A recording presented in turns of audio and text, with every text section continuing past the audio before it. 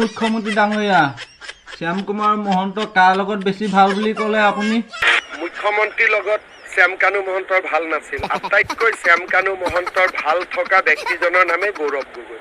সেই গৌৰৱ গগৈৰ কথা বেছি ভাল নি? মই আকৌ ভাবিছিলোঁ আপোনালোকৰ কথাই বেছি ভাল বুলি ভাবিছিলোঁ। গৌৰৱ গগৈ আৰু শ্যাম কানু মহন্তৰ। এতিয়া সেইবোৰ কাৰ লগত কোন বুন্দিয়া ভুজিয়া বিচাৰ কৰি লাভ নাই। আমাক মুঠতে জুবিন গাৰ্গৰ ন্যায় কোনে হত্যা কৰিলে তাৰ ন্যায়টোহে লাগে, নহ'লে আপোনাৰ চৰকাৰ যাব আৰু এইবুলি সেইটো কথা গম পাব। আমি আকৌ ভোট নিদিম দেই।